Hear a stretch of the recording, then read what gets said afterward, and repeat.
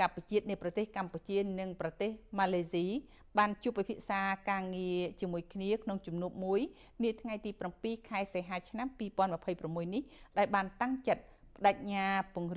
រឹងទំនាក់ទំនងមិត្តភាពនិងកិច្ចសហប្រតិបត្តិការឲ្យកាន់តែស៊ីជម្រៅថែមទៀតលើវិស័យការពារជាតិមុនពេលការឈានចូលមកដល់ខួបអនុស្សាវរីយ៍លើកទី70នៃទំនាក់ទំនងមិត្តភាពរវាងព្រះរាជាណាចក្រកម្ពុជានិងម៉ាឡេស៊ី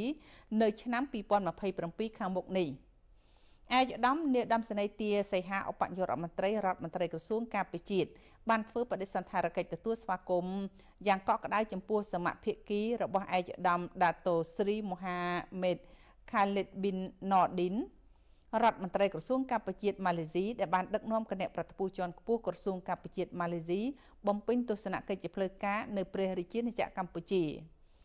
ក្នុងជំនួបនេះឱកាសនោះភាគីទាំងពីរបានចាត់ទុកមិត្តភាពរបស់ប្រទេសទាំងពីរថាជាមិត្តភ័ក្តិអាចទុកចិត្តបានអាចធ្វើការរួមគ្នាដោយបើកចំហនិងមានភាពស្មោះត្រង់និងបានឯកភាពគ្នាជំរុញការរៀបចំឯកសារ MOU របស់ក្រសួងការពារជាតិនៃប្រទេសទាំងពីរឲ្យបានឆាប់រហ័សនិងមានសង្ឃឹមថាឯកសារនោះនឹងអាចចុះហត្ថលេខាបាននៅក្នុងជំនួបលើកក្រោយនៅក្នុងកិច្ចប្រជុំ ADMM និង ADMM+ នៅប្រទេសហ្វីលីពីននាពេលខាងមុខនេះព្រមជាមួយនេះថ្នាក់ដឹកនាំក្រសួងការពារជាតិនៃប្រទេសទាំងពីរក៏បានស្របគំនិតគ្នាលើការស្វែងរកកិច្ចសហប្រតិបត្តិការលើវិស័យជួយសង្គ្រោះគ្រោះមហន្តរាយវិស័យវិជ្ជសាស្ត្រយោធាវិស័យថែរក្សាសន្តិភាពអង្គការសហប្រជាជាតិនិងកិច្ចការផ្សេងទៀតជាពិសេសការផ្លាស់ប្តូរទស្សនកិច្ចគ្នារវាងនាយទាហានវ័យក្មេងជាថ្នាក់ដឹកនាំជំនាន់ក្រោយ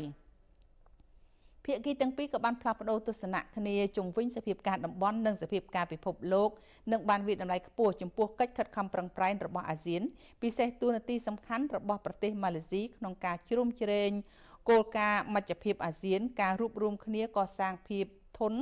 ការសម្របសម្រួលដោះស្រាយបញ្ហាដើម្បីសន្តិភាពនិងវិបុលភាពនៅក្នុងតំបន់